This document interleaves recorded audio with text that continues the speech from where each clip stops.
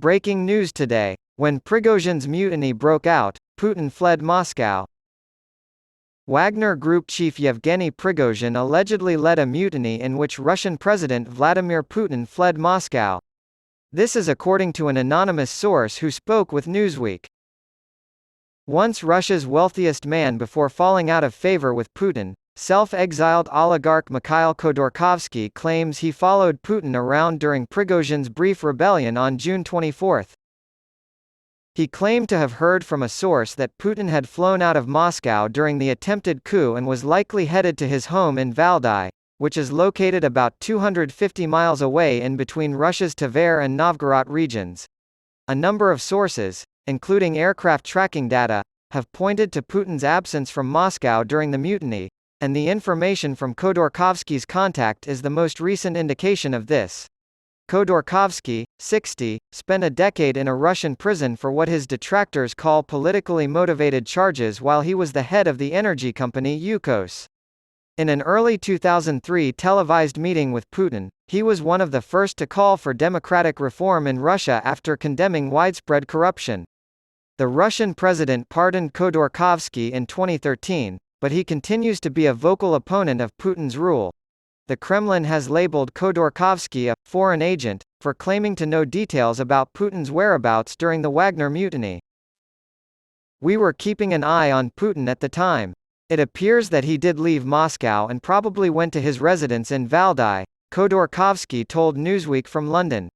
Multiple sources have confirmed that Putin owns property in the Valdai region of northwest Russia. After drone attacks inside Russian territory, an independent Russian-language investigative media outlet called Agentstvo reported in January that a Pantsir S-1 air defense system was placed near the residence. The residence was referred to as a place of personal leisure for Putin, his relatives, and friends. According to an investigation that was published in March on the independent news website Meduza, Putin owns property in a section of Valdai National Park that was closed to visitors. Russian President Vladimir Putin's plane. According to Khodorkovsky's source, on June 24, a plane, which is only used by Putin, took off from Moscow, headed for Russia's northwest, and then vanished, somewhere around Valdai. He claimed that he first became aware of the plane's whereabouts at 1 p.m. local time in Moscow. Current Time, an independent Russian-language news network, reported that Putin's presidential jet, an Ilyushin Il-96, departed from Moscow while Prigozhin's rebellion was in progress, citing data from Flight Radar 24. Transponder off, it said, as the plane started a descent over the Tver area. It was speculated that this meant the plane was headed for Borisovsky Kodilovo Airbase, the closest airport to Putin's Valdai estate. Newsweek has confirmed Current Time's account by checking the jet's flight logs. Putin has traveled on the IL-96, with the tail number RA96022, to a number of international summits and conferences. This plane is leaving Moscow at 2:16 p.m. local time on June 24, according to Current Time, and will reach an altitude of nearly 26,000 feet. At 2:32 p.m., it starts to go down, and by 2:39 p.m., it's no longer possible to follow it west of Tver city. The Rossiya Special Flight Unit, which flies high-ranking Russian officials and military personnel, took off from Moscow and landed at St. Petersburg. Khodorkovsky claimed that many government officials and department heads had also abandoned Moscow. "This is why I believed the other side had a chance at winning. But Prigozhin's uprising quickly fizzled out." Russian journalist Mikhail Zygar wrote on June 30 for The New York Times that Putin was not in Moscow on the day of the uprising. To counter this, Zygar claimed that Putin watched the Scarlet Sails Festival show from a yacht owned by his friend and business partner Yuri Kovalchuk in St. Petersburg. According to Agents VO, there was no physical proof, and the yacht left no digital footprint on marine tracking tools.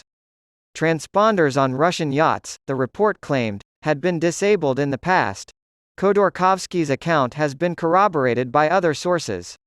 A Putin critic and Russian-Israeli businessman named Leonid Nevzlin tweeted on June 24 that Putin is hiding in the bunker of his residence in Valdai.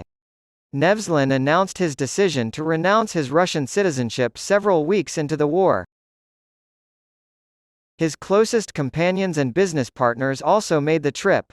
The dictator is frantic with worry. More soldiers marched toward Valdai to defend the city. That's what my sources tell me, he wrote. Ukrainska Pravda, another Ukrainian news outlet, reported on June 24 that, "We already have information that Putin is leaving Moscow. He's currently in transit to Valdai."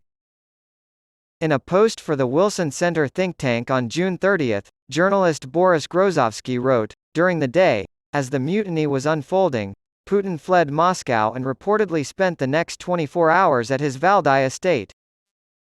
Russian state news agency RIA Novosti reported that Kremlin spokesman Dmitry Peskov said Putin was working in the Kremlin on the day of the attempted coup. The Russian Foreign Ministry has been emailed by Newsweek and asked for comment. These days, Prigozhin's theories are extremely popular. A March of Justice, led by Prigozhin, demanded the resignation of Russian Defense Minister Sergei Shoigu and Chief of the General Staff Valery Gerasimov for their handling of the war in Ukraine, and the latter was making his way to the Russian capital. Prigozhin withdrew his forces after less than 24 hours when the Kremlin claimed a deal had been brokered by Belarusian leader Alexander Lukashenko to prevent bloodshed. Details of the agreement are sketchy, but it appears that Prigozhin and his fighters will be relocating to Belarus. Khodorkovsky claimed that Prigozhin's uprising was successful in articulating ideas, which are now very much widespread in the Russian army, and also the political elite, such as the notion that the war with Ukraine was a mistake, which had previously been put forth only by the democratic opposition.